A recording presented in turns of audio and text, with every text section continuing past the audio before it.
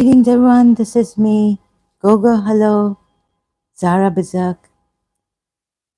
Right on time, very punctual. Welcome. Oh, there's some honking. Sorry. Can you hear me? Please just say yes if you can hear me clearly and loudly. Loud enough. And so here is Zara Bizak for the Muslims to help them leave Islam and keep away from Islam. Uh, sorry, the videos thing sound isn't that good. There's this kind of a hissing sound in the background. I apologize for that. I was trying to so the maybe it's the sound booster or something that has made this problem. So Surah 33 ayat 72 again from the Quran. Why I've come back to this is perhaps some Muslims would not understand it in the beginning when I came to it earlier on, saying how unreasonable, how terrible God can be on this ayat, right? Discussing, showing, sharing what I think about this ayat, that man carried it, the trust that was offered to the heavens and the earth. Sorry, it's a bit, let me just. So I'll read the ayat later, but for now, just the introduction that why I've come back to this ayat. Now, maybe the Muslims can see it from my light, the light that we have been deprived of for so many years. Even though Allah is the light of the heavens and the earth, and what about human beings? Where's that light in the human beings? So my previous live stream, I think, was on, apart from my condition and case, before that was on light. Allah is the light. Or maybe the previous one. Can't remember for sure.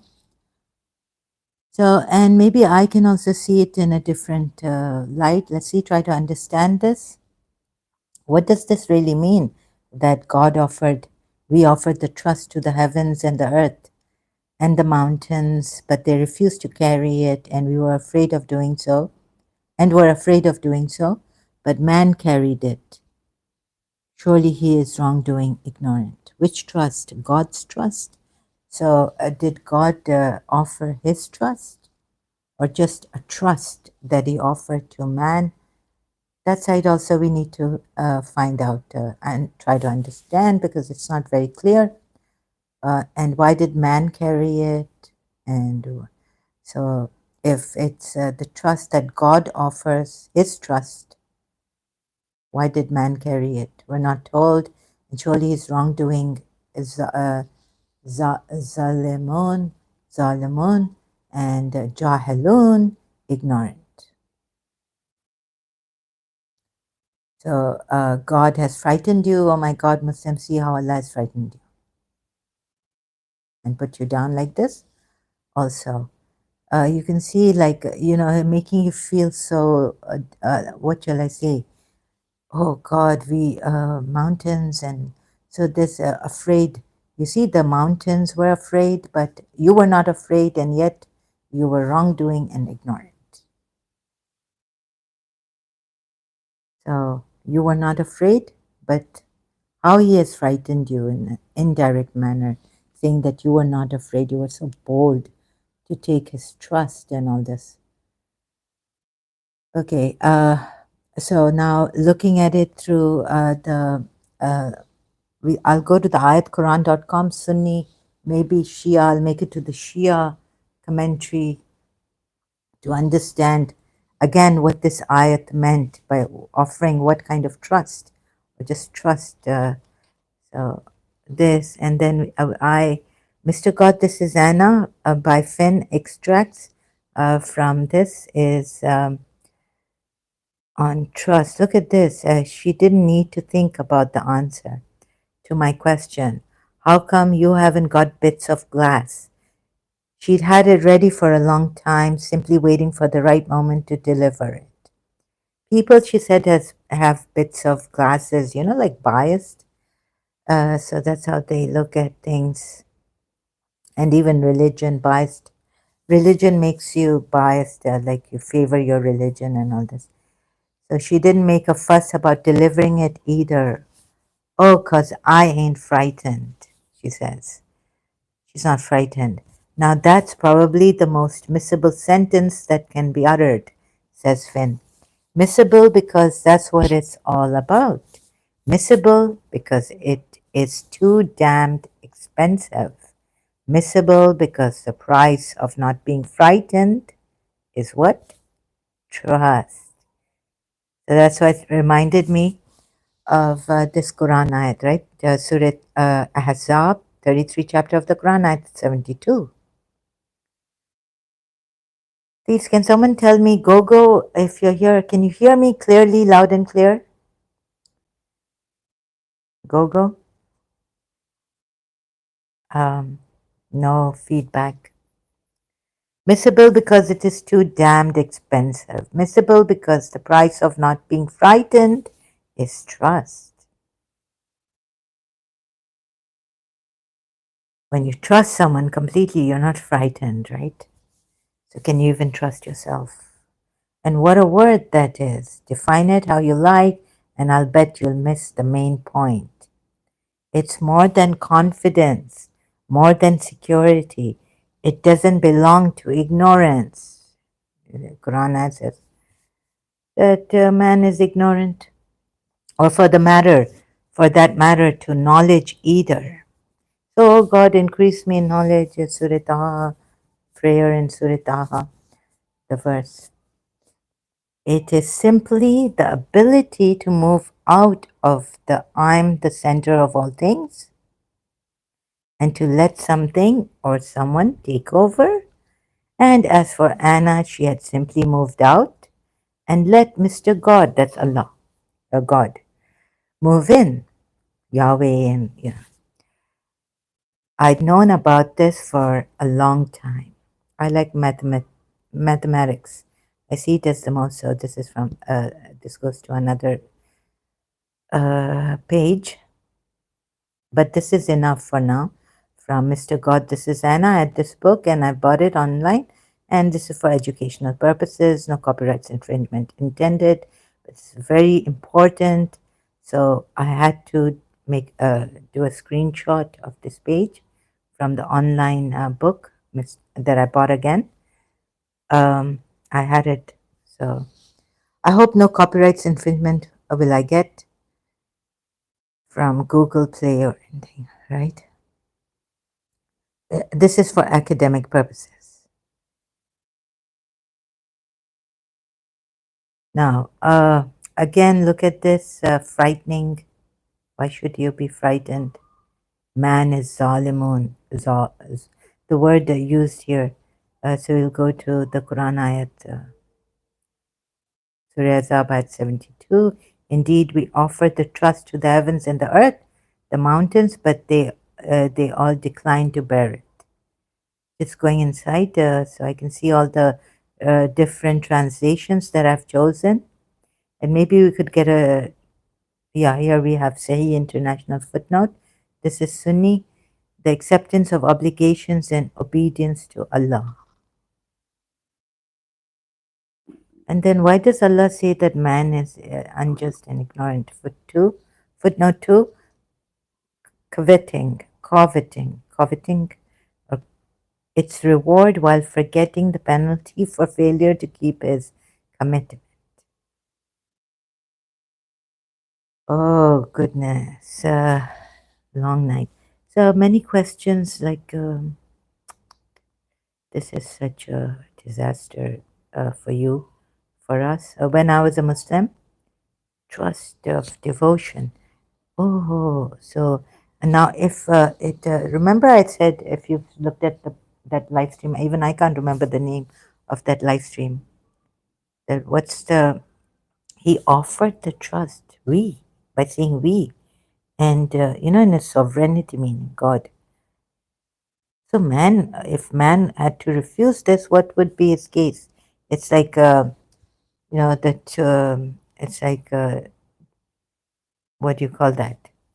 I'm not I have my own English and I can never copy. Terrible. Free English, broken. So do some, accept it, lose both sides. Do not accept it, lose.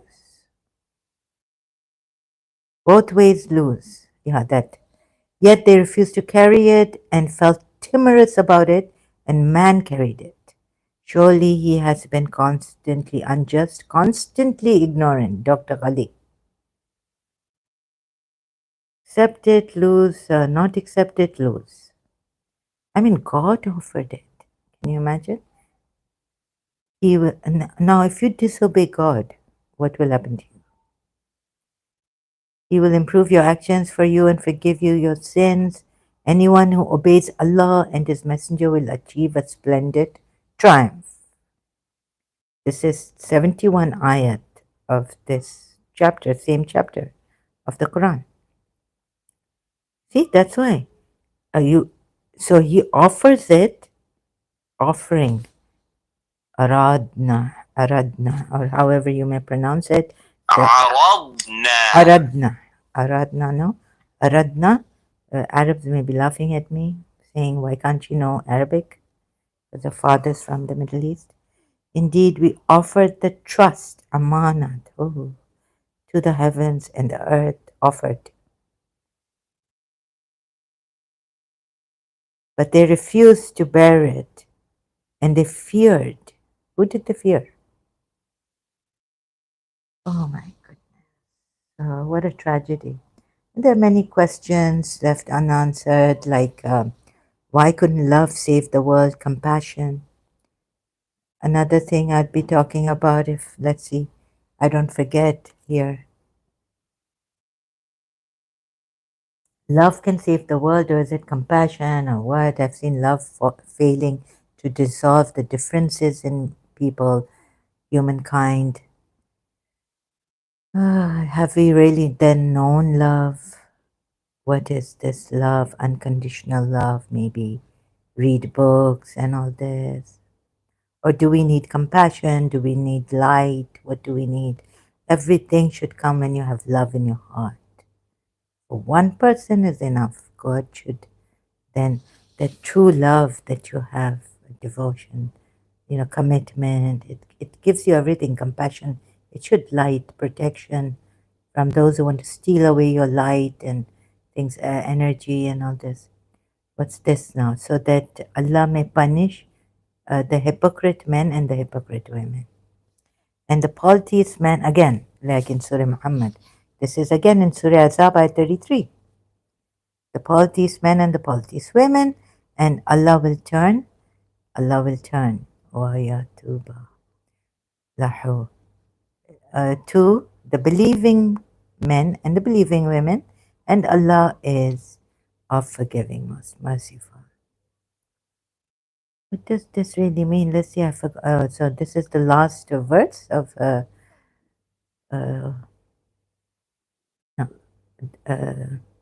73 is the last verse of the surah.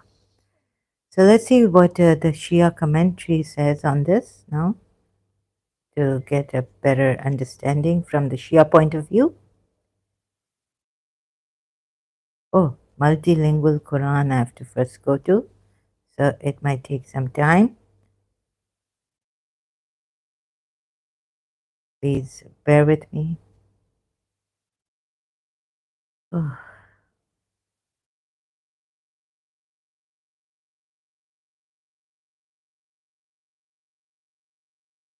Thirty-three.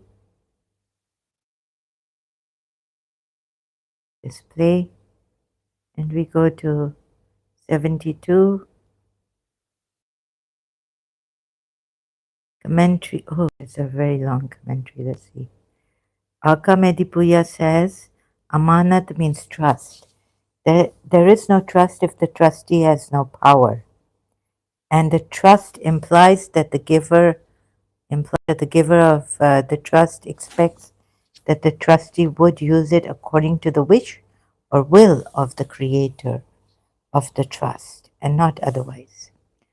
The offer implies the unrestricted grace of Allah, which reaches all beings in the heavens and the earth and in between them.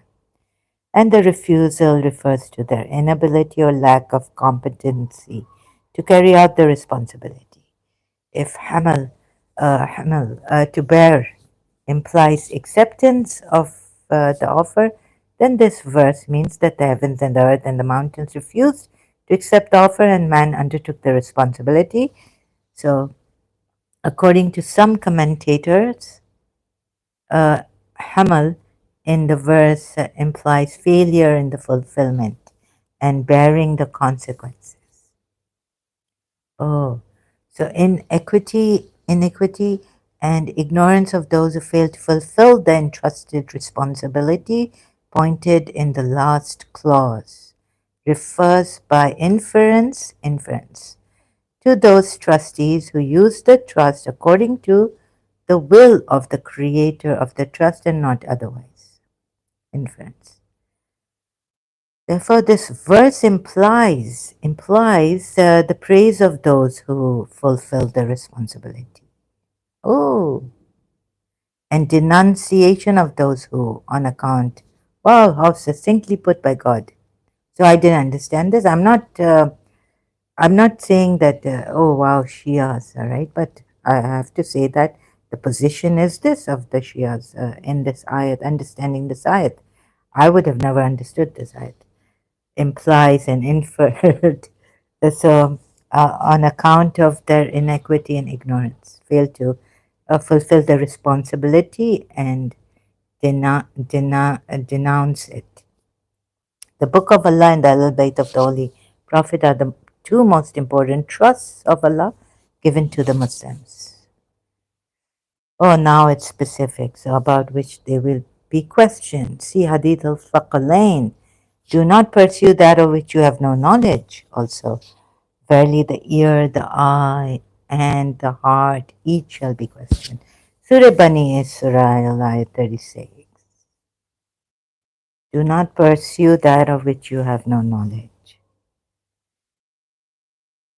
The trust is the vicegerency of Allah, Khilafat, given to man as a gift from the Lord to represent him according to his will.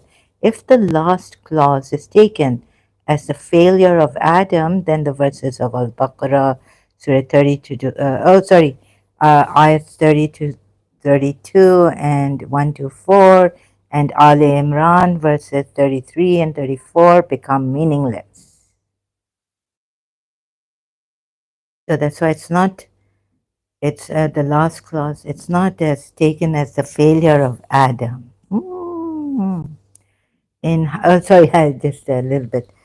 In Hashar, ayat 21, Surah Hashar, ayat 21, the sending down of the Quran to the mountains is mentioned, and it is also mentioned therein that such parables are put forth in order to aid man to reflection. The heavens and the earth and the mountains submit themselves to the laws made by Allah. They have no free will. The first and foremost prerequisite to accept the responsibility is freedom of choice, which implies answerableness for all acts of thought and conduct. The trust referred to is the trust of free will or accountability. The evil ones among the human beings have betrayed the trust and brought punishment on themselves. But there are some chosen ones who have been endowed with divine wisdom to rise far above the common level of human abilities, to be the muqarrabeen, the nearest ones to Allah, as stated in Surah Waqiyah, ayahs 11 and 82. There can be no higher attainment than this for any creature.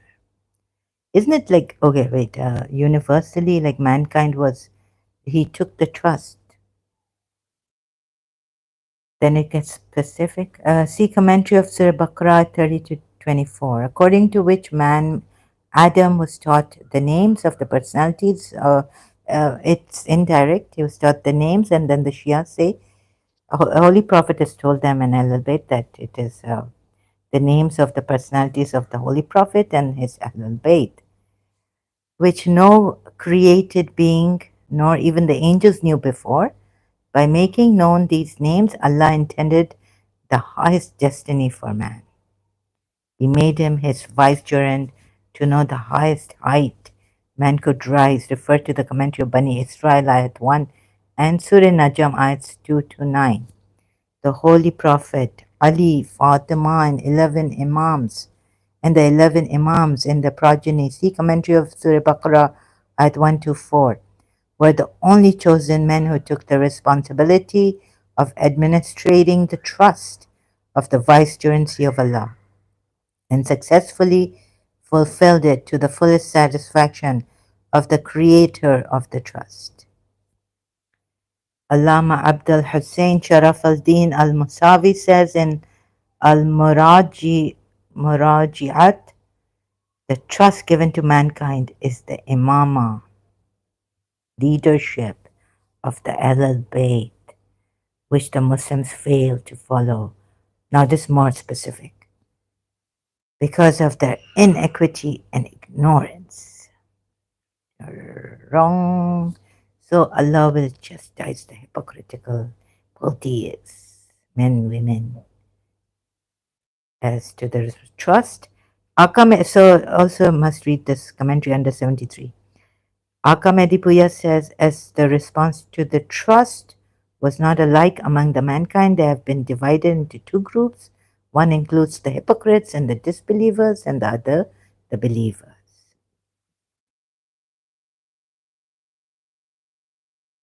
Now, more generally, those who take the Quran like literally only, right, like me, or and even like so as a Shia, looking at it with Akkamedipuya commentary and all this, surely he's unjust, turned unfaithful, and man has turned so this trust is perhaps sorry, I don't really understand what part of it, but can you hear me? Oh, it has my, it was covered by my, this mic. So I need to straighten. Okay. Do not pursue. So this, it has a specific thing to follow the Imam. I wonder what the Ismailis say about this. It must be kind of same, but I'm just guessing. So surely we offer the trust. Wait a minute. He'll put your deeds into a right state for you and forgive you your faults. And whoever obeys Allah and His Messenger, he indeed achieves a mighty success. Speak the right word. Oh, you who believe, be careful of Allah and speak the right word. Oh, you believe, I'm just going up. Be not like those who spoke evil things of Musa, but Allah cleared him of what they said, and he was worthy of regard with Allah. Refer to the plot of Qarun to malign Musa in the commentary of Qasas, Surah Ayat 80. Surah Qasas Ayat 80. And refer to the commentary of verses 4, 5, 28 to 32 and 36 and 37 of the surah for annoyance caused to the Holy Prophet when he married his cousin Zainab, daughter of Josh. Oh, you believe, be careful of Allah and speak the right word. Excuse me. So are 12 Shias speaking the right word or Ismaili Shias? God only knows. So see how important it is that you speak the right word. You know the right Imam. Shias. And then Hamal. Let's see Hamal in Surah. Oh no, I've already opened it. I forgot, sorry. Surah Ahzab, Ayat 72, Hamal. Indeed, we offered the trust to the heavens and the earth. I don't see Jibal, Jabal, but they refused to bear it. Yeah, no. Hamal here, Hamal. Ah, here it is, Hamal, right? Or Hamala, or here. وحملها. Yes, also bore. Okay, bore, but from it, they feared, and from it, but bore it the man. Indeed, he was unjust, ignorant. Excuse me. Is this like everyone wants to be a leader or Khalifa or what is, let's read this again. Sorry, I'm slow. Offer Hamal, Hamal. If Hamal to bear implies, if Hamal to bear implies acceptance of the offer, then this verse means that the heavens and the earth and the mountains refused to accept the offer and man undertook the responsibility. According to some commentators, Hamal in this verse implies failure in the fulfillment and bearing the consequences. Oh, now this Hamal word, it's got another meaning here. They bore it failing in fulfillment and bearing the consequences. In failing, you bear the consequences of your actions. But this whole word, Hamal, means implying failure in the fulfillment of bearing the trust of Allah. You see how they have to explain it.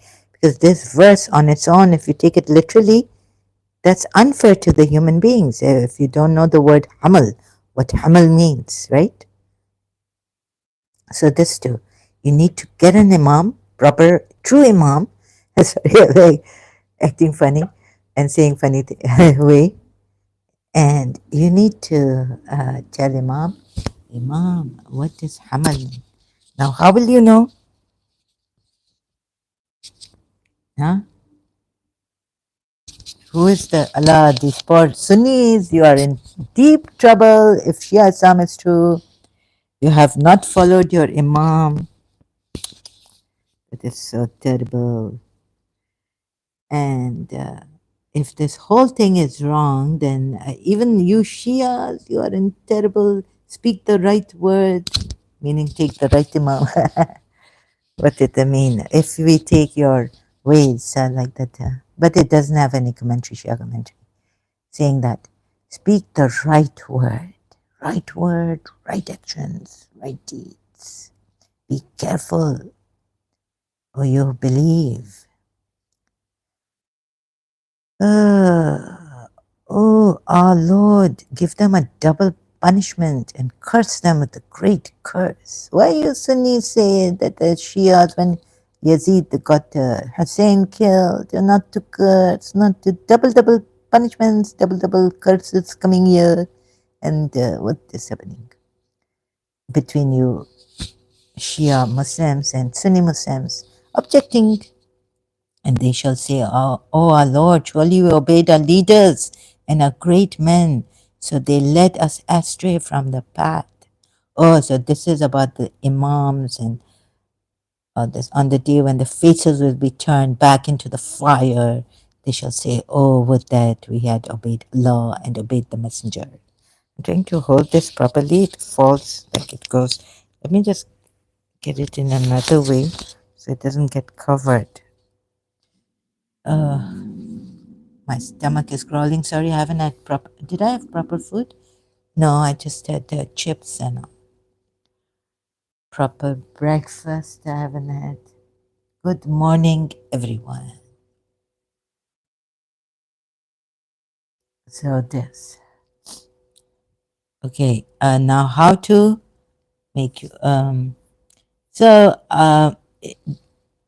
Hamel could mean that they took it, but they didn't take the responsibility. No accountability, without responsibility. And why would God offer it to them?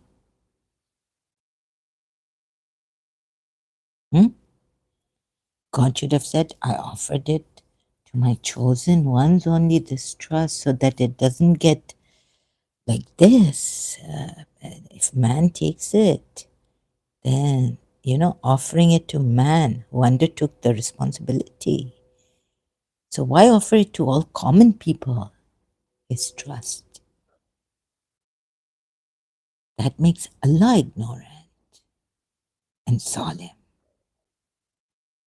What does Allah say to Abraham, the Imam at that time? Now he's made the Imam in the Quran ayat.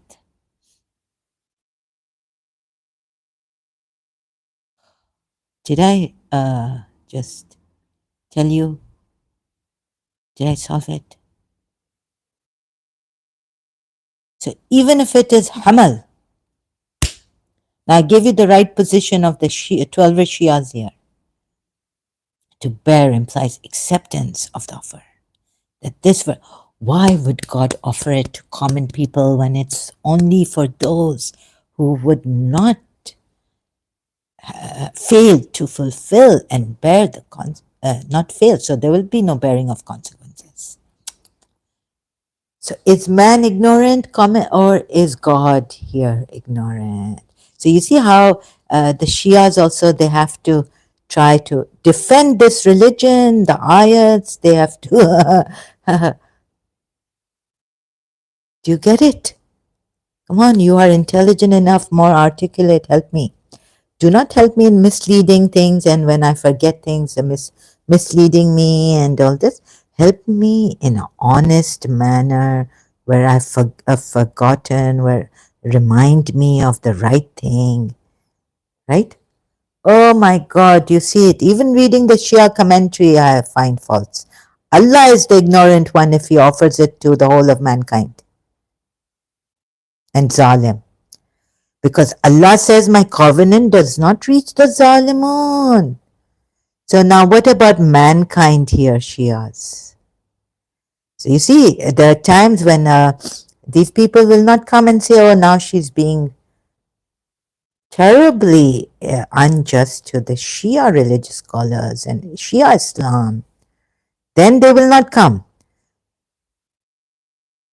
and say this. Now when I'm criticizing the Shias, those Imams also have told you this. Insan, okay, mankind. So, but bore it, the insan. Which insan? So that's why they're saying if Adam bore it, then Adam would be unjust and ignorant, was unjust and ignorant. And that doesn't go with those ayats. But we found no determination in Adam to, obey, meaning Allah's commands at that time. So yes, Adam is the one who is unjust and ignorant, or Allah is unjust and ignorant to offer Adam, even if it's Adam, at that time, when he knows. Allah knows everything, so Allah should know that he has no determination in him. He has not been given that intellect, that light of Prophet Muhammad, or something. God knows what the Ismailis say about the intellect, light, primal light, intellect. So how can Adam be unjust? No, God has offered it. He's the unjust. So, and God cannot be unjust, right? They can't. Tell me I'm wrong. The Shias even. Man was unjust and ignorant. And Abraham, my covenant does not reach the Zalimun. So why has a man bore it? Oh my God. And offering it to man. What man is this now? Insan. Huh? So every insan, when he bears this trust, should not become unjust and ignorant, right? Why should he become unjust and ignorant? Oh.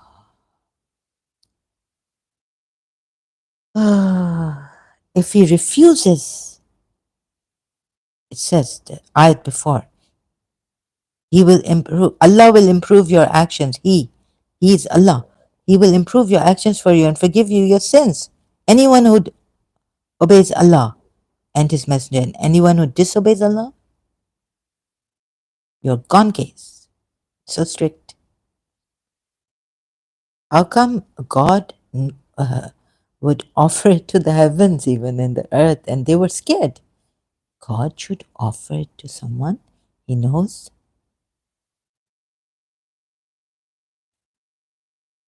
That would be able to take this. The all-knowing God. Perfect. All-knowing. Oh. You see how your bits and glasses, bits colored glasses have even deceived the biggest alims like Aqamedi Buya about this verse. And Musavi, what's his name here? Sorry, my ex-Shia, Musar. And Allama Abdul Hussein Sharaf al-Din al-Musawi says in Al-Murajiyat, the trust given to mankind is the imama, insan. Acha, it is mankind of the Ahlul Bayt which the Muslims failed to follow because of their, now, if they had refused. So it was offered, and then the Shias go into this thing of free will. That human beings, insan, you have free will, you accepted it. Of course, you obeyed me. You accepted, I offered it to you. You obeyed me. You accepted it. But some of you disobeyed. You are zalimun and you are jahilun. Ignorant. You are cruel, wicked. So you have a will. God gave you free will. Let's see about this then when the question of free will comes in here. Oh, sorry, my stomach keeps crawling. Surely he's unjust, ignorant. The man has turned unfaithful to it. Oh, wait a minute. Shakir's translation is, surely we offered the trust to the heavens and the earth and the mountains, but they refused to be unfaithful to it and feared from it, and man has turned unfaithful to it. Oh, so you've got to get this translation proper. Surely he is unjust. You have to get the Shia translation for this. Is Shakir.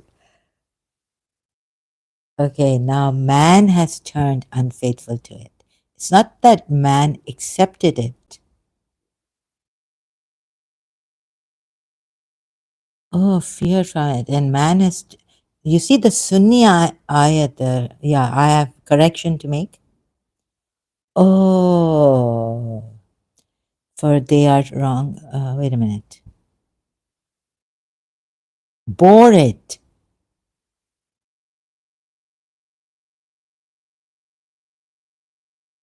Wait a minute. وحملها. Well, this is a Sunni site, so even the word by word is Sunni translation. In Arabic to English, word by word, ayat in English translation is also Sunni site. So then taking the Shia translation, this hamal wa وحملها. Okay, just hamal would mean okay. Trust heavens and the earth and the mountains, and they refused to bear it. Yahmilnaha. Is this also hamal? Hamal? Bear it, and they feared from. See, this also. يحملنها is from hamal, right? So they refused to take it, but man took it, bore it. Now they have to put a different in a different way. That's why some of the Sunnis, although they are wrong themselves in many things, the ridiculous ayats and this and that, but refuse to be unfaithful to it. But they refuse to be unfaithful to it and fear from it. So Hamal would be they refuse to be unfaithful to it. They refuse to be unfaithful. And man has turned unfaithful to it, not bearing it. So Hamal, if Hamal to bear implies, which the Sunnis put in translation for this word, Hamal, implies acceptance of the offer, then this verse means that the heavens and the earth and the mountains refused to accept the offer and man undertook the responsibility. Okay. The offer implies the unrestricted grace of Allah, which reaches all beings in the heavens and the earth and in between them. And the refusal refers to their inability or lack of competency to carry out the responsibility. Thank God I came back to this verse, so let's see. Carry out the responsibility. If Hamal, now he's just saying that if Hamal, what the Sunnis say means to bear, implies acceptance of the offer, then this verse means that the heavens and the earth and the mountains refused to accept the offer and man undertook the responsibility. This is the Sunni position of this ayat. According to some commentators, Hamal in this verse implies failure in the fulfillment and bearing the consequences, right? Inequity and ignorance of those who fail to fulfill the entrusted responsibility. Pointed out in the last clause refers by inference also to those trustees who use the trust according to the will of the creator of the trust and not otherwise. Therefore, this verse implies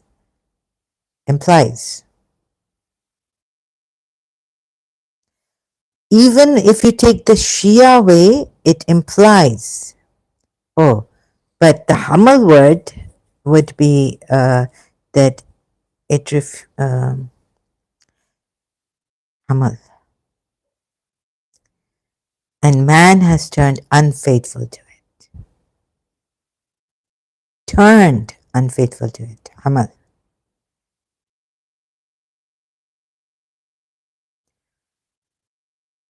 Oh my God. I have to do more research on this Hamal word. Hamal. Quran ayat.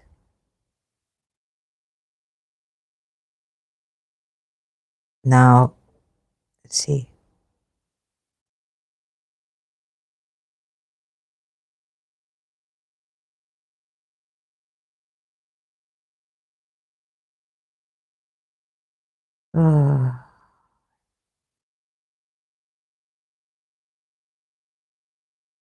Maybe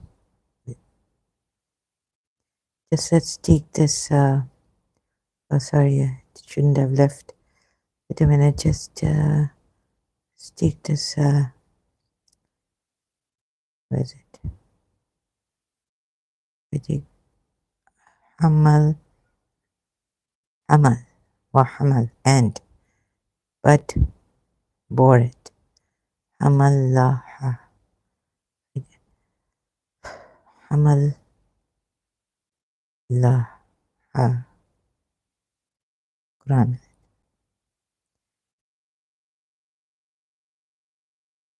Is it in? What is this word? Can you give me the? Now I have to search for the reality. This way. It's going to take a long time.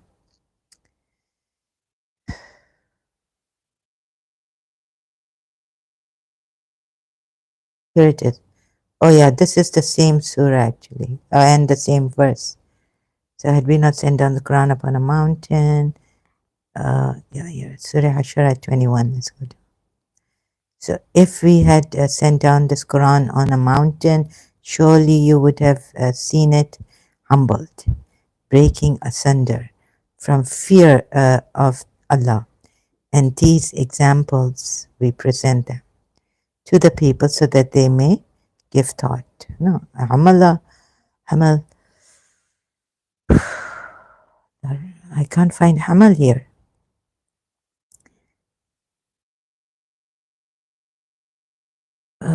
What does Hamal mean? What else?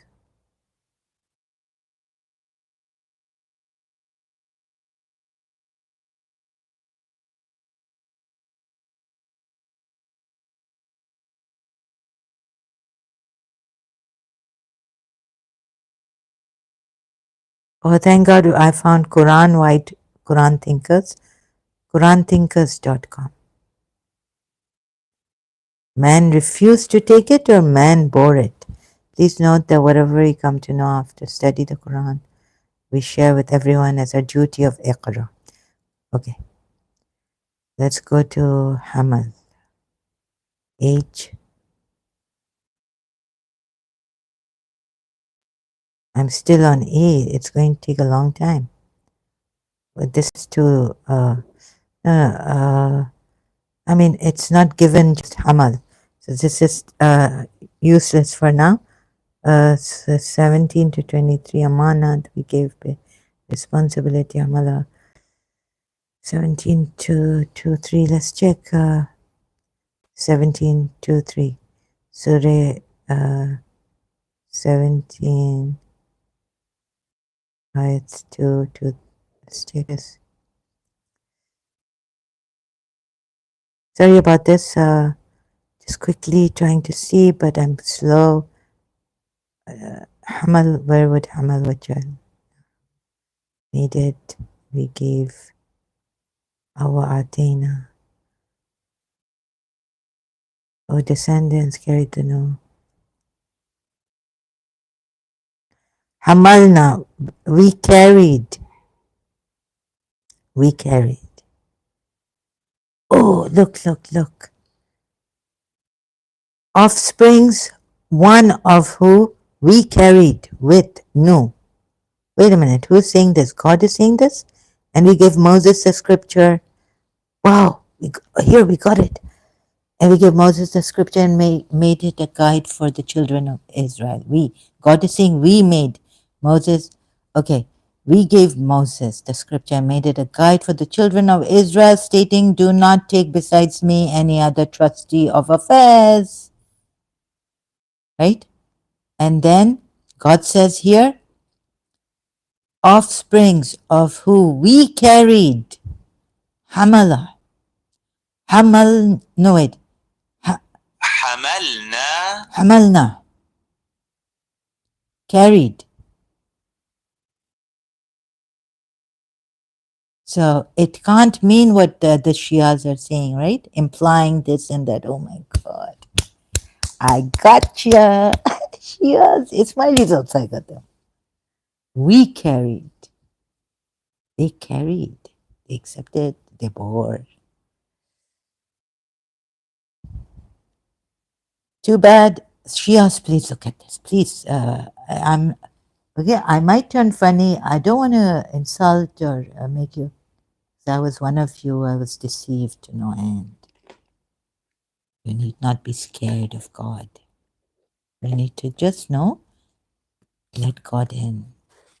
And then He will guide you inside you, give you the light. He is, and no one else is.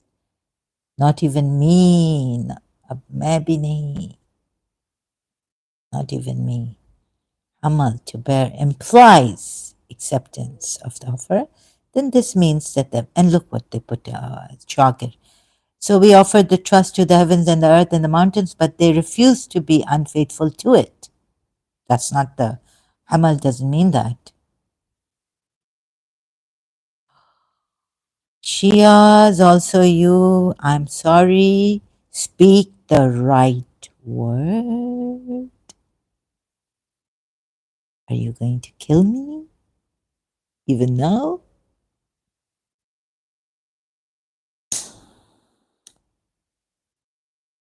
You look at the Imams, the way they've deceived you. This Prophet, Allah, Allah, Allah. To make sense out of this ayat, it implies, if it implies this, but you know what it implies? It implies, therefore, this verse implies the praise of those. Give me the right word, what, the meaning of this word, that they carried it. Insan carried it, the trust that your Allah offered. Where not, I'm finding faults. And you see the mistakes, see the mistakes. 1400 years, you have been deceived.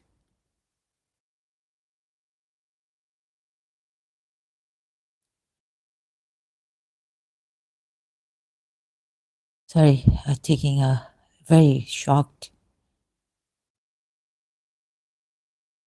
God doesn't have to scare you when you're scared and all this. You know the mind. What does the mind? What happens to the mind? Like a child at play. Be innocent. Don't use your mind at this. Like so, you see, when I say in religion, of course, then we have to use the mind. So I couldn't find that proper how to articulate it and also explain to you that please this relates somewhere it says to use your mind, carried it. Yeah, but man carried it. Yeah, carried is the right word. Who's ever a translation of this ayat. You see, we found the right word now. Now, what this implies, you see, Shias knew there would be contradictions if you put it the Sunni way and you take it like this, word by word. Oh,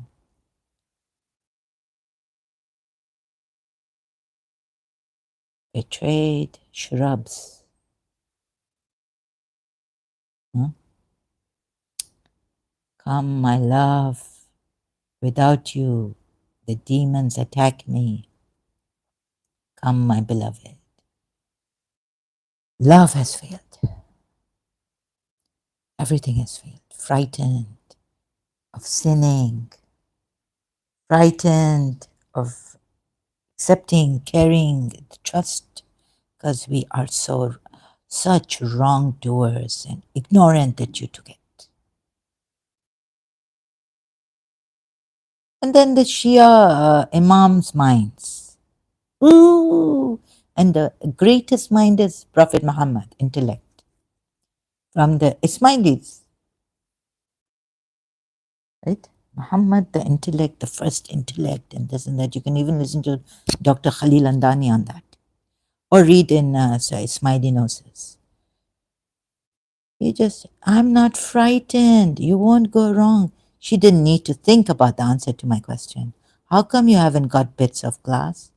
She'd had it ready for a long time, simply waiting for the right moment to deliver it. She didn't make a fuss about delivering it either. Well, 'cause I ain't frightened. It's a 60-year-old girl. Now that's probably the most missable sentence that can be uttered. Missable because that's what it's all about. Missable because it is too damned expensive. Missable because the price of not being frightened is trust. So I thought, okay, taking this verse as Shia, putting myself in the Shia position, where's the true Imam? Let me find him. Because he has this. I can trust him with closed eyes. And what a word that is. Define it how you like, and I'll bet you'll miss the main point. We've missed the dot. Imam Ali being under the bar of Bismillah. It's more than confidence, more than security. It doesn't belong to ignorance or for that matter to knowledge either. What does it belong to? purity, innocence. What does it belong to? It is simply the ability to move out of the I'm the center of all things. Purify yourselves. Be innocent. I'm the center of all things, and to let something or someone take over. And what is that something or someone who should take over? For Anna, it was Mr. God. And as for Anna, she had simply moved out and let Mr. God move in. I'd known about this for a long time. No ego, nothing to worry about. Uh, Methods, praying namaz 5 times daily. Discipline yourselves. Fasting, get near to Allah. We are going near to Allah 5 times a day. Qurbatan ilallah. Qurbatan ilallah. Qurbatan ilallah. Nothing of that sort. The innocence of this child. Oh, because I ain't frightened. God is my fun. God is my friend.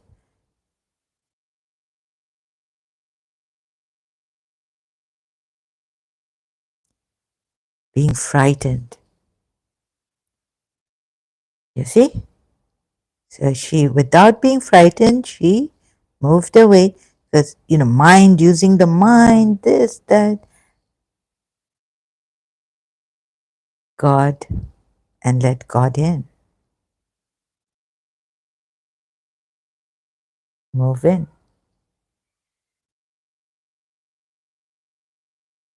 Now, thing is, I was doing Master O, and I realized that you don't punish, you see who you punish. You don't punish people. Maybe use love first. Not the ego way, oh, why don't you love me? And why didn't you love me? And this and that. But when you love someone, you melt their ego. Love melts the ego. So and the eyes and everything. Love melts everything. Differences. So, and even a child who maybe through society, majburi, like in Les Miserables, became a thief. So what do you do with that child? What do you do? You punish him? You keep punishing, criticizing, also not good. Now, Les Miserables by Victor Hugo. This chapter I must find Victor Hugo's and read out society. You see, society. What does he say?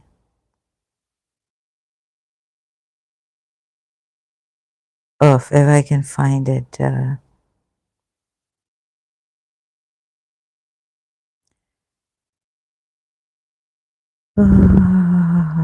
Crimes we commit.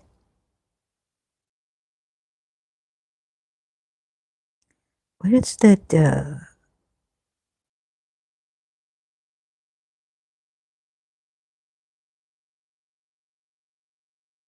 Literature. The website I'm looking for. And it's a very big book. It's got many chapters. Literature Society, where is it? I can't find it. So you see, he was contemplating.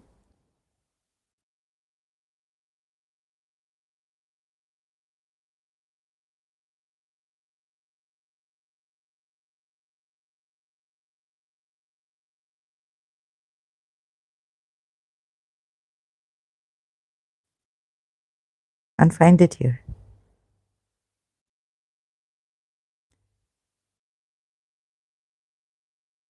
Yeah, a project Gutenberg. No, because oh God, literature. Let me just. So let's see, society. I'll just a minute, huh? I'll just check Facebook. My on this Victor Hugo's quote, Les Miserables, on society, meditation, something. Let's see if I can find it, my post. I have posted something here.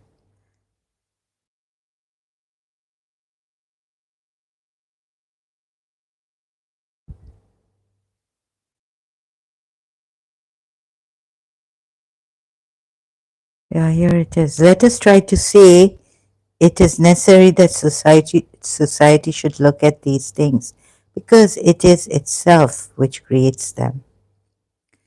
He was, as we have said, an ignorant man, but he was not a fool. The light of nature was ignited in him. Unhappiness, which also possesses a clearness of vision. He constituted himself the tribunal. Wait a minute. I just skipped some because it's very long. He withdrew into his own consciousness and meditated. He constituted himself the tribunal. He began by putting himself on trial. He recognized the fact that he was not an innocent man, unjustly punished.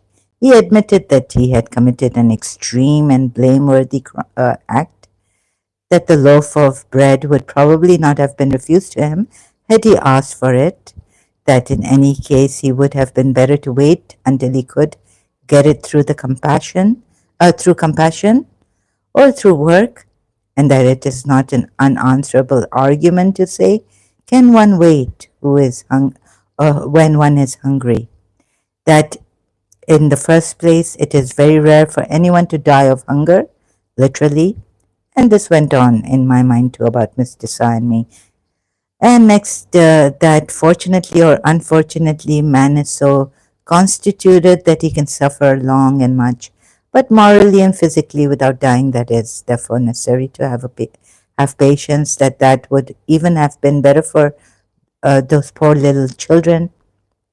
That it had been an act of madness for him, a miserable, unfortunate wretch, to take society at large violently by the collar and to imagine that one can escape from misery through theft, and that it is in any case a poor door through which to escape from misery.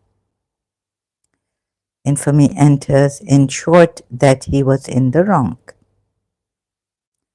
But um, here it is. Let me see. Chapter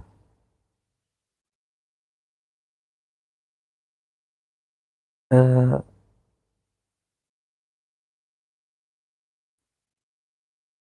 6, 7. The what is this? In God, there's something here. Oh God, there's this the interior. Sorry, the interior of despair.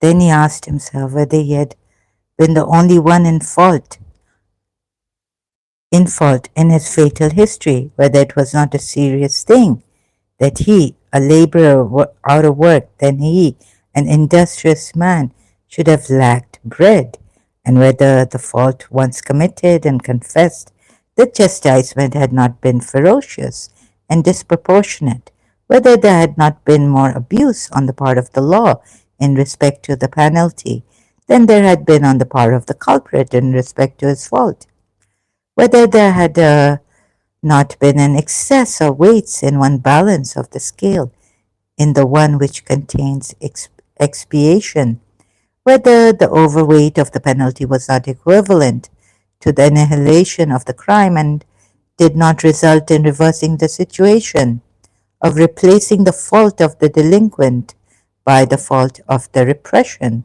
of converting the guilty man into the victim and debtor into the creditor, and of ranging the law definitely on the side of the man who had violated it. Whether this penalty, complicated by successive aggravations for attempts at escape, had not ended in becoming a sort of outrage perpetrated by the stronger upon the feebler, a crime of society against the individual, a crime which was being committed afresh every day, a crime which had lasted 19 years. He asked himself whether human society could have the right to force its members to suffer equally in one case for its own unreasonable lack of foresight, and in the other case for its pitiless foresight, and to seize a poor man forever between a defect and an excess, a default of work and an excess of punishment. Whether it was not outrageous, I'm just opening my comment, whether it was not outrageous for society to treat thus precisely those of its members who were the least well endowed in the division of goods made by chance, and consequently the most deserving of consideration. These questions put and answered, he judged society and condemned it. He condemned it to his hatred.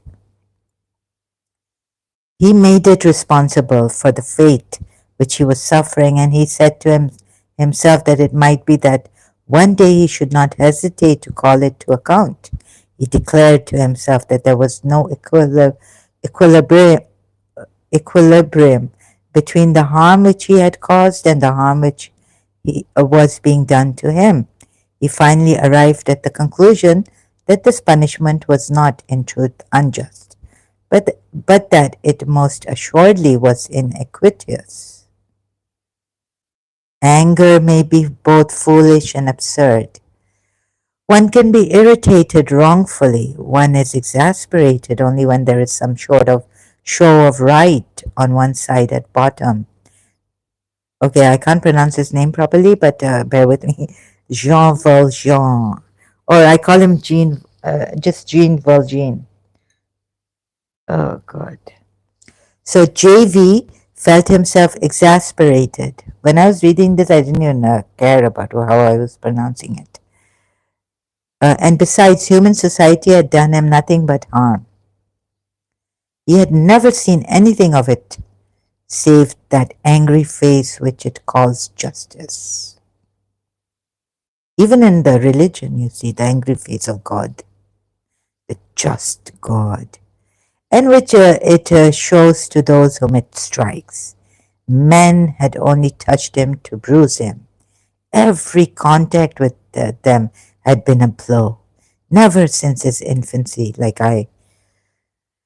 but my mother was very good, thank God. And since the days of his mother, of his sister, and he ever encountered a friendly word and a kindly glance. From suffering to suffering, he had gradually arrived at the conviction that life is a war. Like I say, life is a battlefield. And that in this war he was the conquered. He had no other weapon than his hate. He resolved to wet it in the galleys and to bear it away with him when he departed. There was at Toulon a school for the convicts kept by the ignorantin friars, where the most necessary branches were taught to those of the unfortunate men who had a mind for them.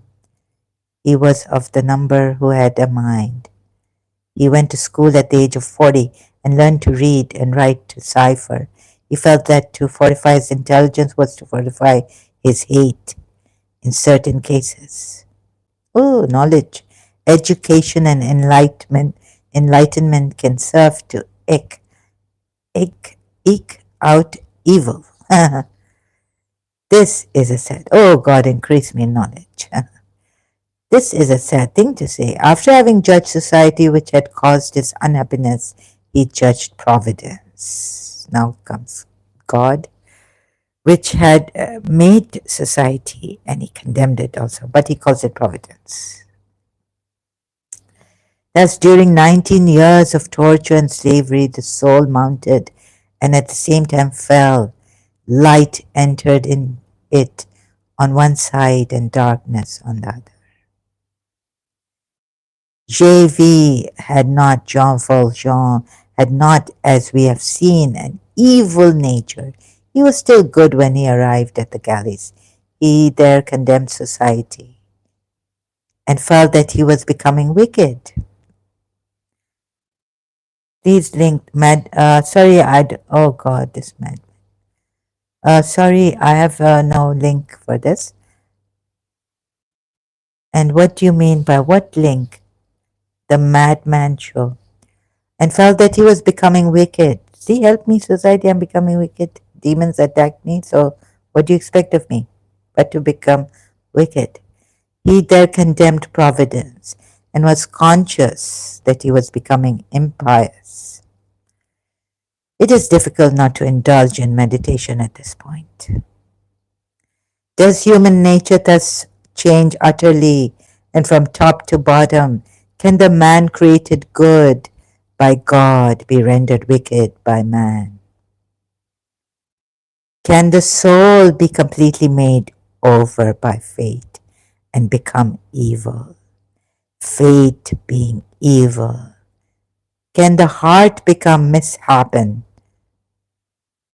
and contract incurable deformities? Yes, and infirmities like mine. I'm just adding things. Under the oppression of a disproportionate unhappiness. Oh, yes, as a vertebral column beneath too low a vault. Is there not in every human soul, was there not in the soul of Jean Valjean, in particular a first spark, a divine element? Is there not, tell me Muslims, tell me religious people, you call yourselves sinners from birth, and then some God has to save you, or Son of God, or Hussein has to save us, Shias, or our Imams have to save us. Is there not in every human soul, was there not in the soul of Jean Valjean, in particular, first spark, a divine element? No? It's prone to evil, prone to evil. Surah Yusuf ayat. Had God not had mercy on me, even on Hazrat Yusuf. Incorruptible in this world, immortal in the other. Which good can develop? Tell me which good can develop, fan, ignite, and make to glow with splendor, and which evil can never wholly extinguish? Give me that. In the soul, your soul is, God didn't even guide your soul. Well, how does that work? Surah Sajda 13 go. Huh? Is there not in human soul that divine spark, that element, that first spark, that innocence, incorruptible in this world, immortal in the other? Which good can in which good can develop, fan, ignite, make to glow with splendor, Zara. Surah Taha and Surah Tara, Surah Taha, there's an ayat which says, they used to tell me Zahra is a flower I found in Surah Taha later on in year 2000. Oh no, reading transliteration, Zahra, the splendor of the world. Splendor. Make to glow that splendor, that Zahra, and which evil can never wholly extinguish. Grave and obscure questions, to the last of which every physiologist would probably have responded no, and that without hesitation. Had he beheld at Toulon during the hours of repose, which were for Jean Valjean hours of reverie, this gloomy galley slave, seated with folded arms upon the bar of some capstan, with the end of his chain thrust into his pocket to prevent its dragging, serious, silent, and thoughtful, a pariah of the laws which regarded the man with wrath, condemned by civilization, and regarding heaven with severity. You see, certainly, and we make no attempt to dissimulate the fact, the observing physiologist would have beheld an irremediable misery. He would perchance have pitied this sick man of the laws making, but he would not have even essayed any treatment. He would have turned aside his gaze from the caverns of which he would have caught a glimpse within this soul, and like Dante at the portals of hell, he would have effaced from this existence the word which the finger of God has nevertheless inscribed upon the brow of every man. Hope. T-shirt I'm still wearing has hope written on it. But hope, hoping Miss Dessa would come back. Oh, terrible, painful. Was this state of his soul, his soul, which we have attempted to analyze, as perfectly clear to Jean Valjean as we have tried to render it for those who read us? Did Jean Valjean distinctly perceive after their formation, and had he seen distinctly during the process of their formation all the elements of which his moral misery was composed? Had this rough and unlettered man gathered a perfectly clear perception of the succession of ideas through which he had by degrees mounted and descended to the lugubrious aspects which had for so many years formed the inner horizon of his spirit? Was he conscious of all that passed within him and of all that was working there? That is something which we do not presume to state. It is something which we do not even believe. There was too much ignorance in Jean Valjean. Even after his misfortune, to prevent much vagueness from still lingering there. At times he did not rightly know himself what he felt.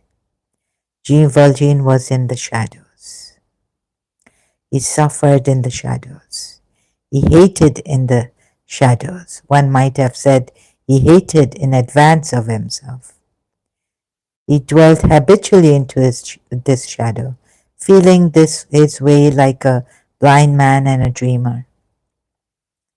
Only at intervals there suddenly came to him from without and from within an access of wrath or surcharge of suffering, a surcharge of suffering, a livid and rapid flash which illuminated his whole soul and caused to appear abruptly all around him, in front, behind, amid the gleams of a frightful light, the hideous precipices and the somber perspective of his divinity. The flash passed, the night closed in again, and where was he? He no longer knew. The peculiarity of the pains of this nature, in which that which is pitiless, that is to say, that which is brutalizing, predominates, is to transform a man little by little, by a sort of stupid transfiguration, into a wild beast, sometimes into a ferocious beast. So it's a long one, very long. So this, tell me, athwart, he was absorbed, in fact, athwart an unhealthy perceptions of an incomplete nature and a crushed intelligence. He was confusedly conscious that some monstrous thing was resting on him in that obscure and wan shadow. Frightful vision, lost prejudices, laws beyond the range of his vision. I just skipped some. Laws, prejudices, men, and deeds whose outlines escaped him, whose mass terrified him, and which was nothing else than that prodigious pyramid which we call civilization.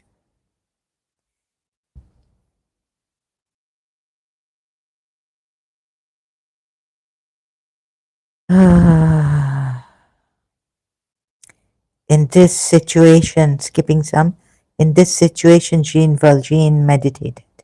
And what could be the nature of this meditation? If the grain of millet beneath the milestone had thoughts, millstone, beneath the millstone had thoughts, it would doubtless think that same thing which Jean Valjean thought. Wait a minute, let me read.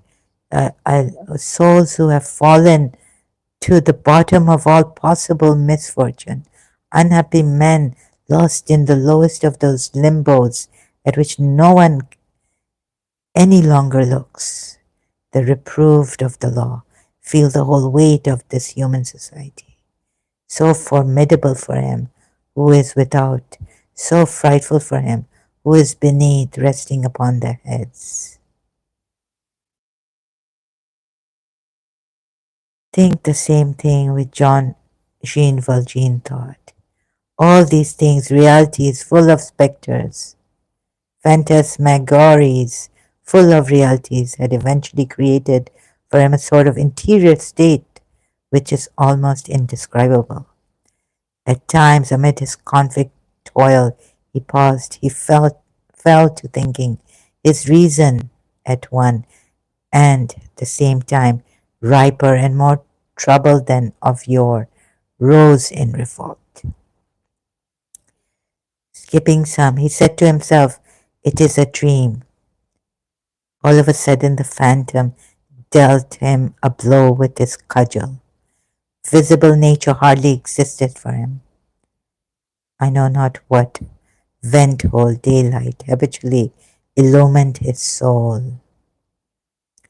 To sum up in conclusion, then that which can be summed up and translated into positive results in all that we have pointed out, we will confine ourselves to the statement that in the course of 19 years, Jean Valjean, the inoffensive tree pruner of Faverolles and formidable convict of Toulon, had become capable, thanks to the manner in which the galleys had molded him, of two sorts of evil action. Firstly, of evil action which was rapid, unpremeditated, dashing, entirely instinctive in the nature of reprisals for the evil which he had undergone. Secondly, of evil action which was serious, grave, consciously argued out and premeditated with the false ideas which such a misfortune can furnish. Reasoning, will, perseverance, traverse, alone traverse, certain stamp. Just reading like this, sorry. The point of departure, like the point of arrival for all its thoughts, was hatred of human law, that hatred which, if it had not been arrested, if it be not arrested in its development by some providential incident, becomes with a given time the hatred of society, then the hatred of human race, then the hatred of creation, hatred of existence, and which I just added, and which manifests itself by a vague, incessant, and brutal desire to do harm to some living being, no matter whom.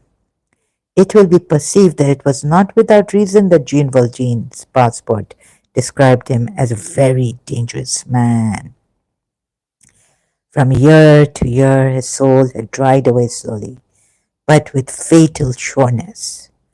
When the heart is dry, the eye is dry. On this departure from the galleys, it had been 19 years since he had shed a tear.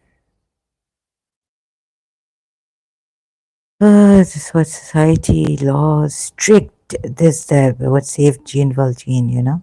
Love for Cosette.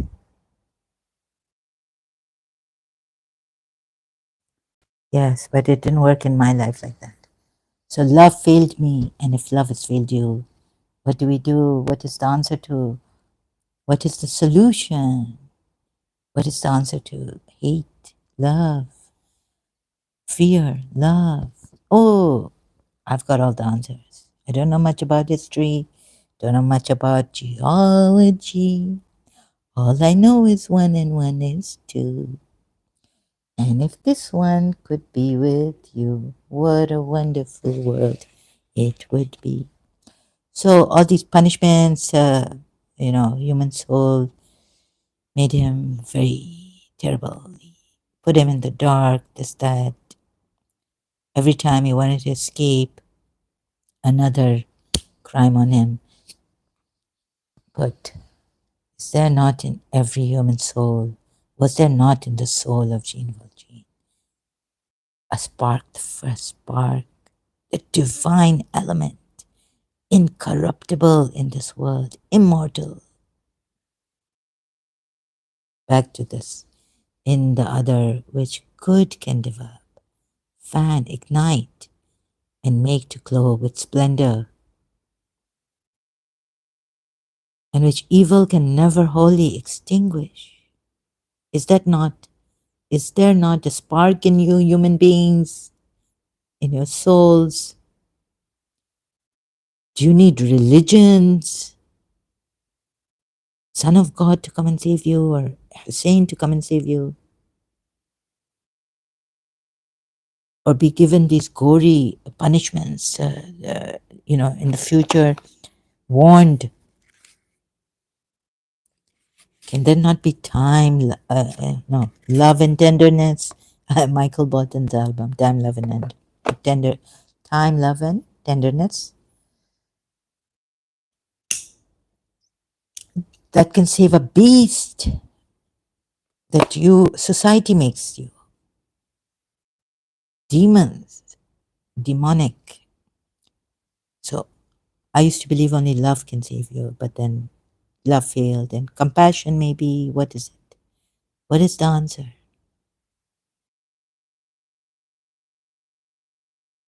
Can the man created good by God be rendered wicked by man? These are the questions that I couldn't articulate, that I used to ask. Does human nature thus change utterly and from top to bottom?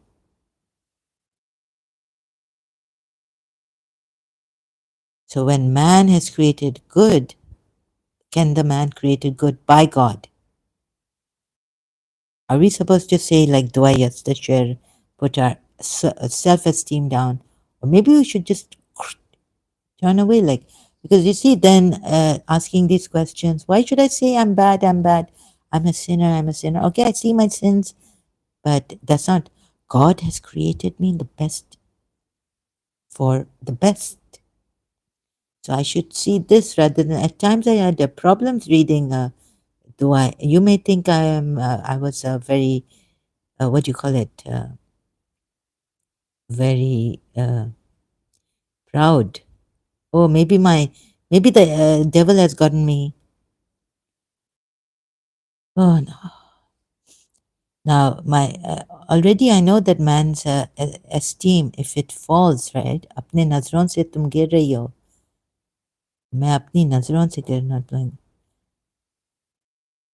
You are the master while I'm a slave. Okay, you are the independent while I am needy.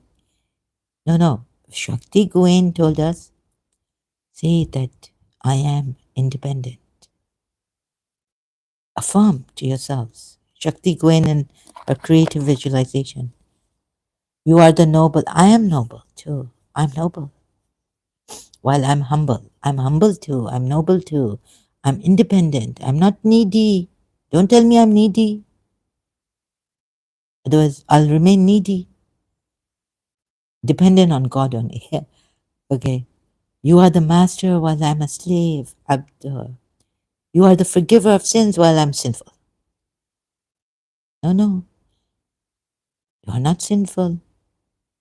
See. So, how to move away from your self centeredness and let God move in? This is not what even Anna was doing. You are the omniscient. How many times have I read the dua while I'm ignorant? And you know what? I'm hasty. So, oh no, I don't have to say that bad things to myself. Affirm good things. Shakti going taught me. And that what Prophet Muhammad has said, the benefits of this dua. Oh, and the dua book I had, this same dua, Prophet Muhammad tells, like, maybe in this one, right? No, some Jibrail, you will get such gifts and all this and blessings. Amir al Mumineen said, the Messenger of Allah taught me this supplication and ordered me to say it under all circumstances, sorrow and don't give it to the, like this dua, yasta share. You will get what you have not dreamt of. And when you sleep, angels come, shower more and more blessings on you and this and that. And you get what you wish for. Everything. And you get out of insanity. You can, reading this dua thrice, standing at the head of my mother or someone who's not well, emotionally unstable or mentally ill, you can take the mental illness away. Or maybe he said to Salman about that other dua, Tasbiyat Arba. Oh, Salman, don't ask me about the benefits of this dua or that dua. You'll come in a doldrum, what do you call that, on a horse or something, and you'll be like Prophet Muhammad on the day of, on the judgment day. You're saying things like that, yeah. Your judgment is fair. Your words are right guidance. Your revelation is light. Your mercy is all inclusive. Your forgiveness is superb. Your grace is excessive. So why not forgive? Your gift is most abundant. Your cord is strong. Your ability is ever ready. But when you put yourself down here, realize that you are the creation of God. So I had to question myself, like Jean Valjean. Is,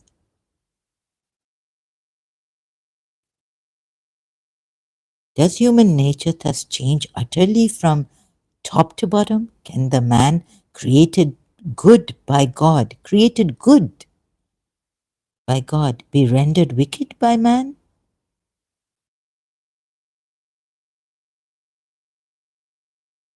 Can the soul be completely made over by fate and become evil, prone to evil, like Hazrat Yusuf says, my Zulekha, the queen, king's wife, seduced him, attacked him,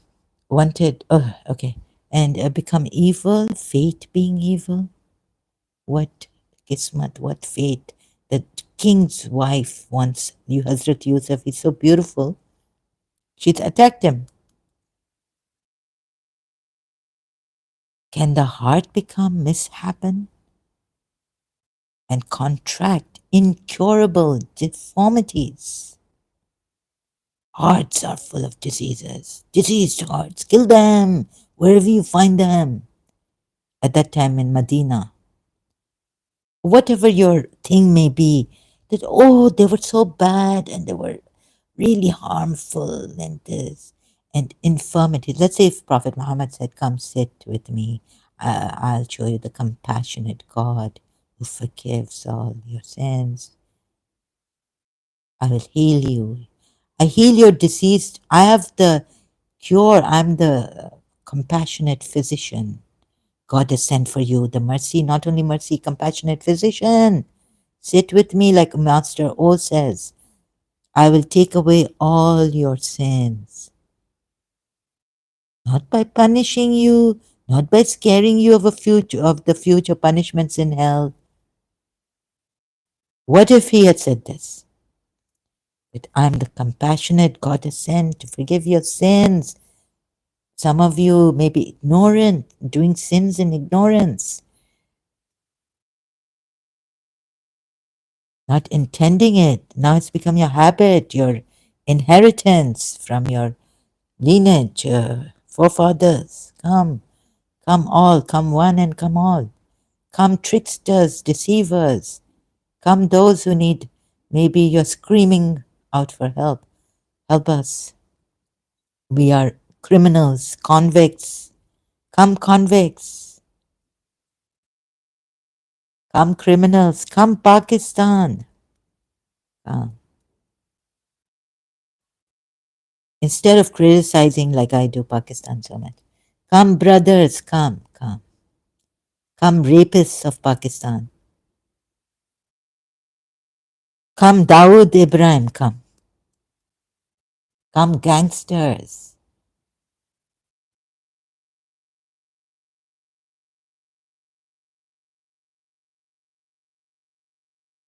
Love. Show you love within, the spark within. You, is there not in every human soul? Was there not in the soul of Jean Valjean in particular, Dawood Ibrahim, gangster, first spark, a divine element, incorruptible in this world? That's what God should have done, Providence. That's what Prophet Muhammad should have done if he was the compassionate, like Buddha, right? Aren't you the Buddha? Didn't Buddha say, kill me if you find me? I mean, not literally, but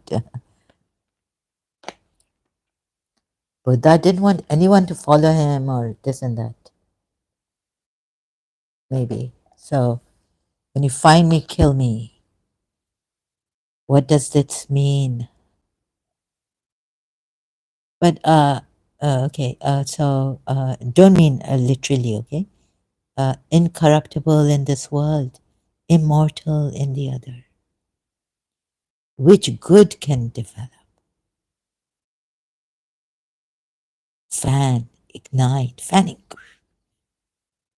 Come, come, we are fanning. Is there not that compassionate Lord to come down?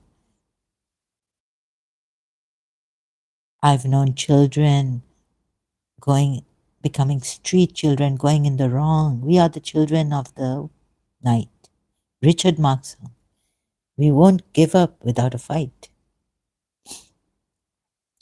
Who told me I'm this? My father told me that I was like that. And so in the Bible, there's a verse, don't let the grace fall from another person, right? Immortal in the other, which good can develop. Okay. Sorry, I just make to glow with splendor. Maybe you need maybe you need divine healing. Let's see. Maybe if you sit with the Buddha, you don't need punishments, hitting, striking, burning in hell,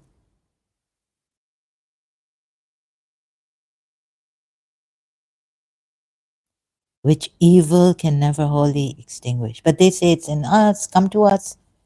Yes, be believers, and we will. Okay. Now the Ahlul Bayt, right? Imams, be believers.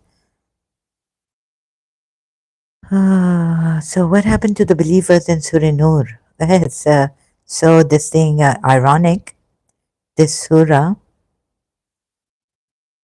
Now, if you Shias are, I know how you could have gone. Oh, believers. Now these are believers. How many hypocrites?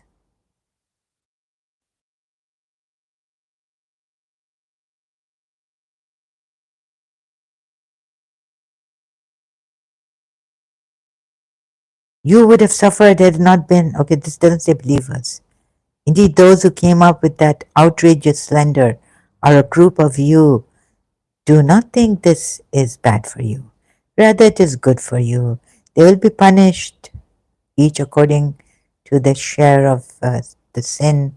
As for the mastermind, he will suffer a tremendous punishment. Mastermind, among them punishment, greater share.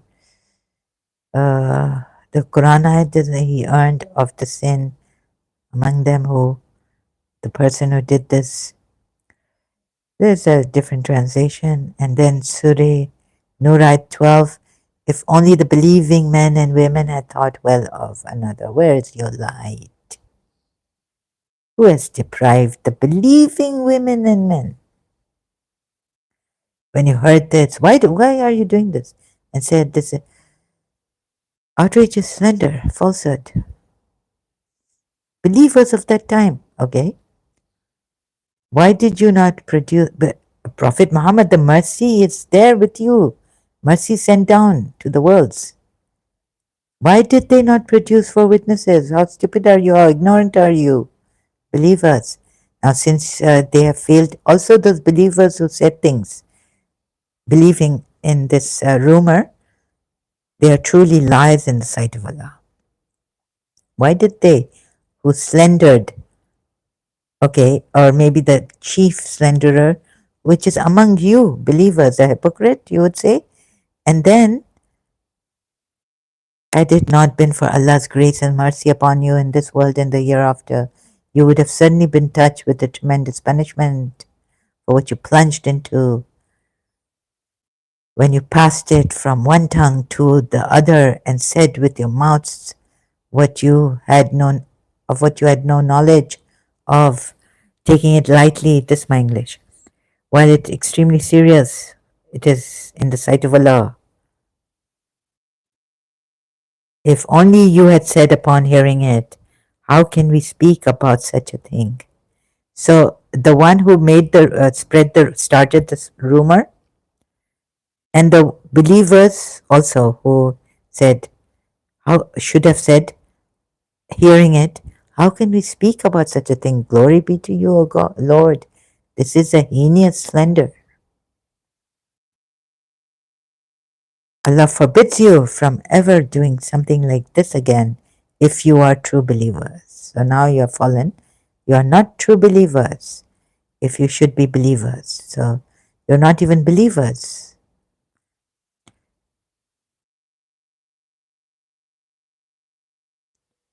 And Allah makes His now commandments clear to you, for Allah is all knowing, all wise. Explain science to you. Oh, God. Indeed, those who love to see indecency spread among the believers will suffer painful punishment in this life and the hereafter. Allah knows and you do not know. So this is about those who harm the believers. You would have suffered had it not been for Allah's grace, then the believers would have suffered. Maybe. And then dot dot dot here.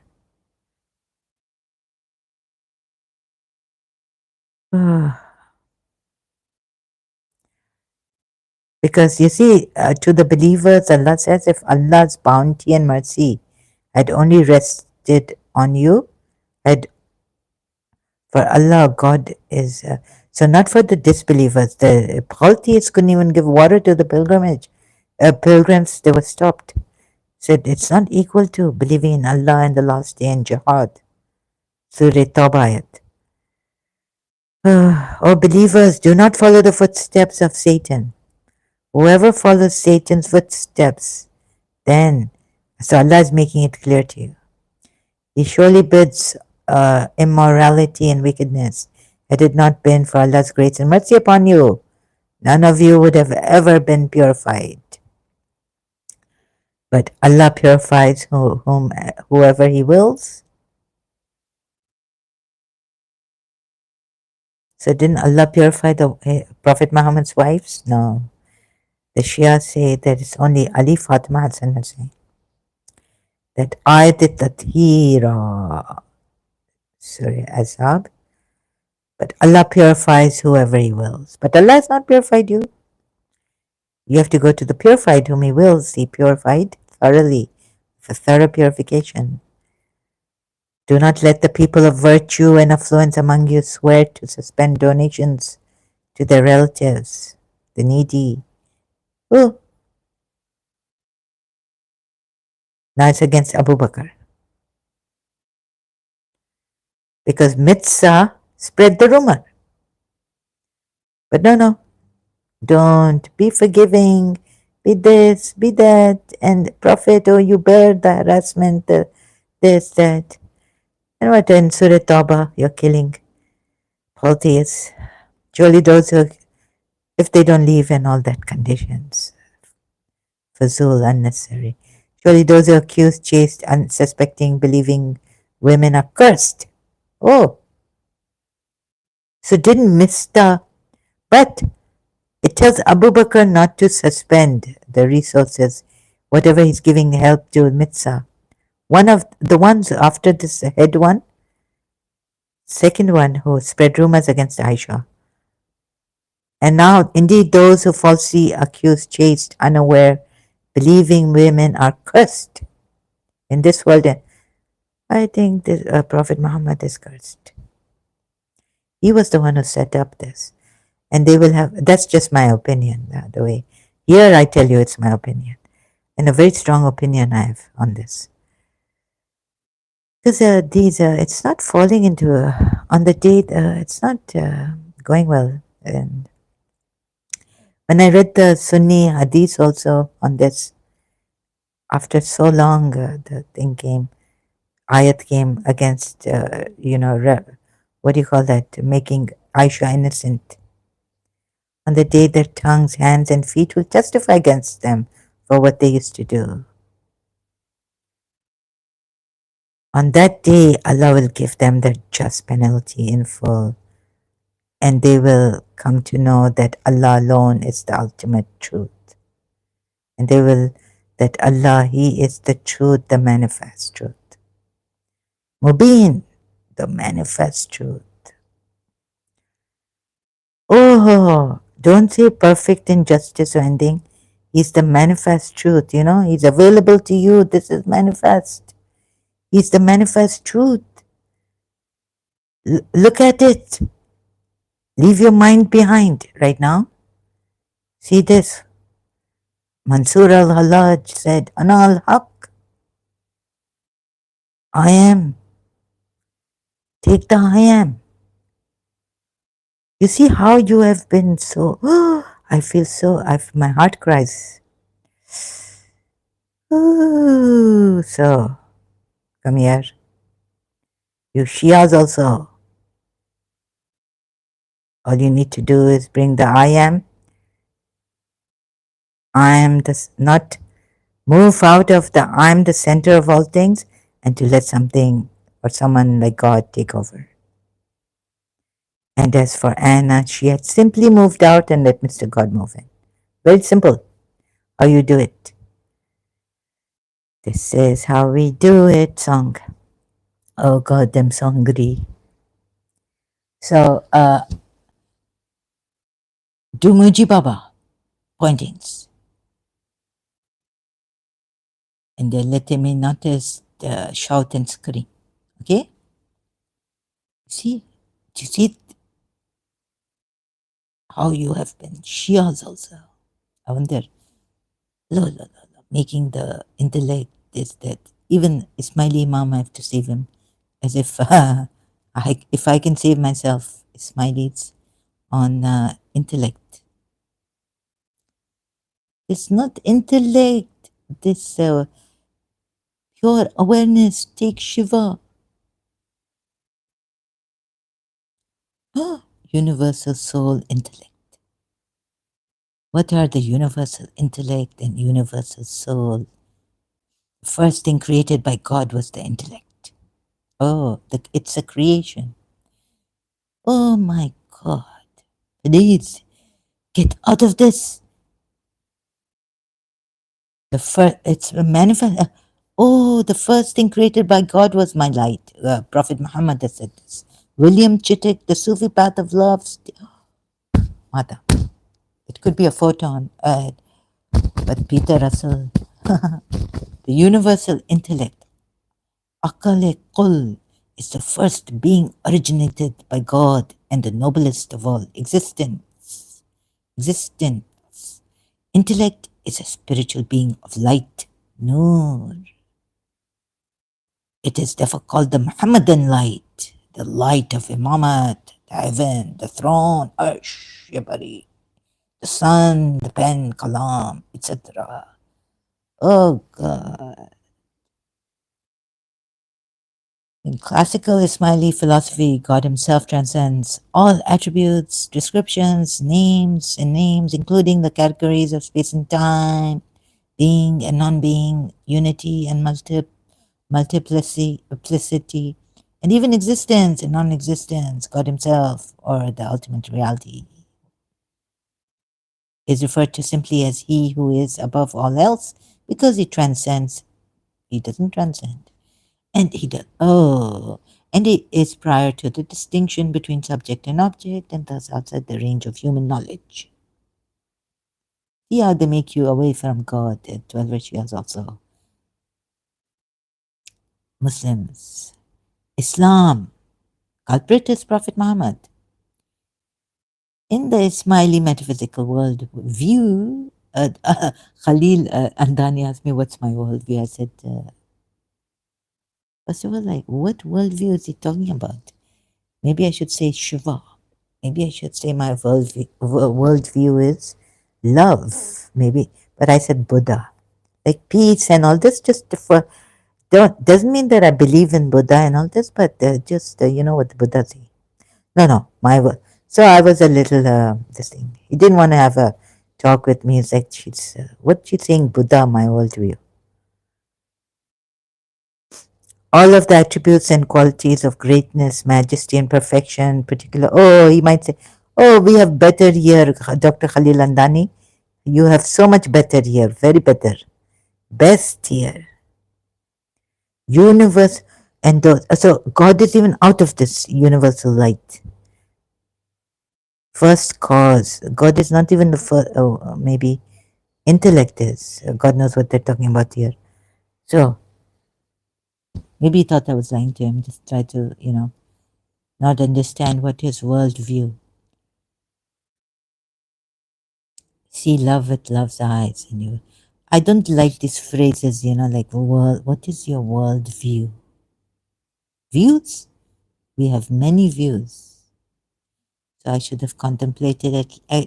Actually, I should not have given Dr. Khalil Andani that answer quickly to that. What is your worldview? That's why you see, no, hardly any ex-Muslim would take me for this thing. And if they do, I fight with them, give them galis and all, say they are terrible.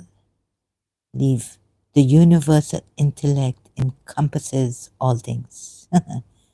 Now, calling it an intellect, you know what kind of this injustice you are doing to it. Call it pure awareness. Because if you call it intellect, go to the mind. You will be going to the mind. And mind is the culprit.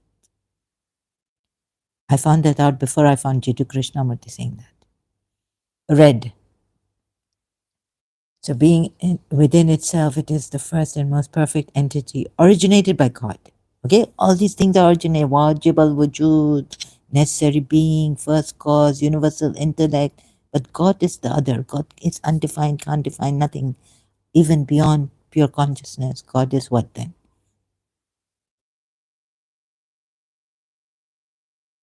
You can't even say what he is, or where he is, or in what respect he is. The universal intellect is complex and perfect.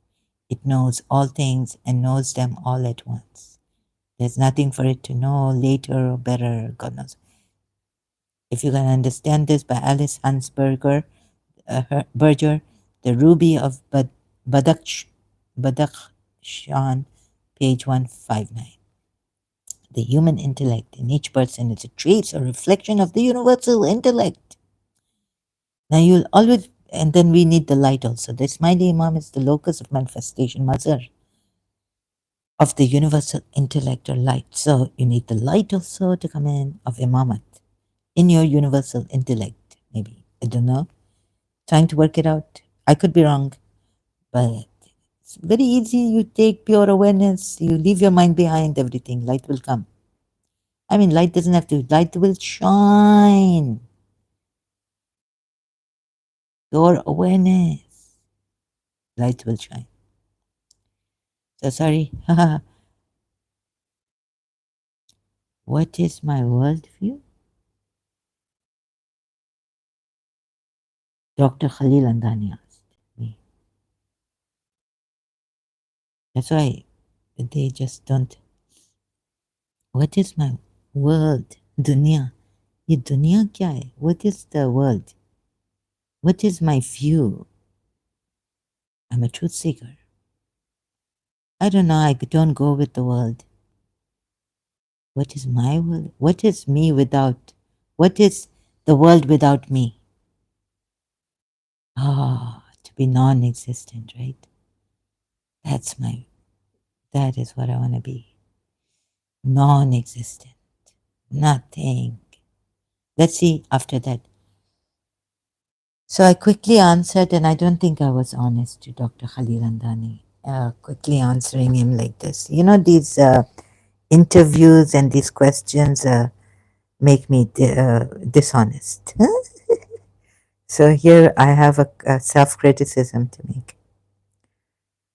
Jittery, Harvard University, Doctor. Oh, so I have something for him. Dr. Khalil Andani, with honors.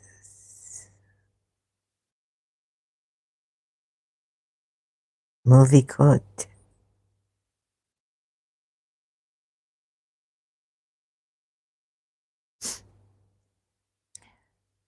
Yeah, so he's Dr. Khalil Andani, m.imdb.com. Open continue. You asked a question, sir, now let me answer it. The beauty of the Constitution is that it can always be changed.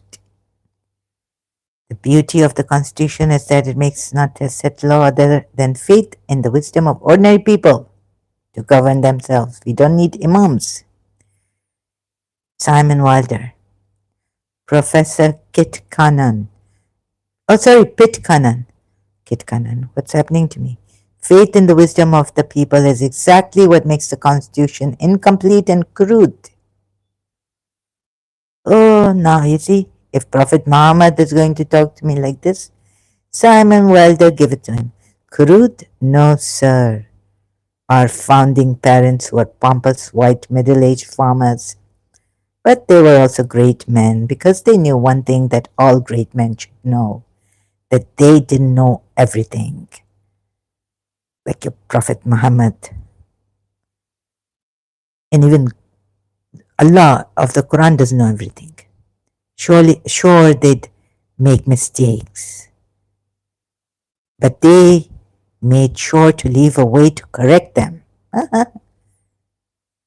The president is not an elected king, no matter how many bombs he can drop, because the crude constitution doesn't trust him.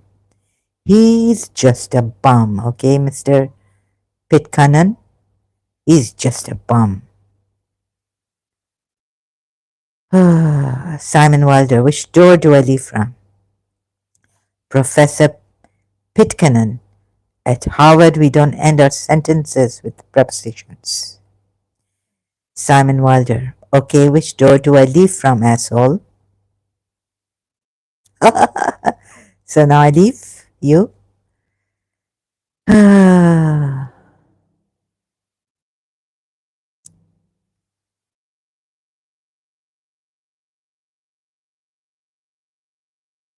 What is my worldview?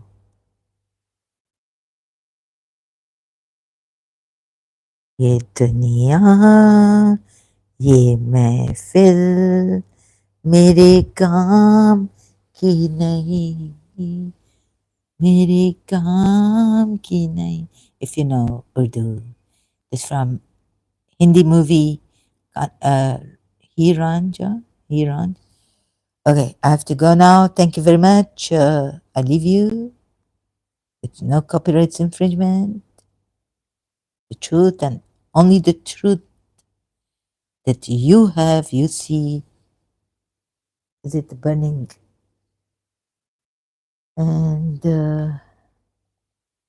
the light that you should have in your soul,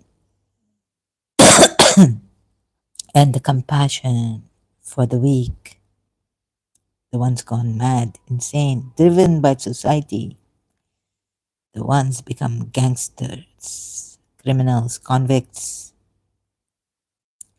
Maybe we can see, contemplate on this. Who will come and give us love, what we need? No, heal our diseased hearts rather than go and kill. I mean, make it even worse, worse, worse for them, and then say, "Oh, we killed them because they were making life so difficult for us. They were enemies of Islam, Allah, and Prophet Muhammad." Hope one day you realize what you have lost. Muslims and religious people, all of you. Thank you so much. I leave you with the best actually and want the best for you all. No slavery. You are not a God's slave. You are divine love and things like that. Okay?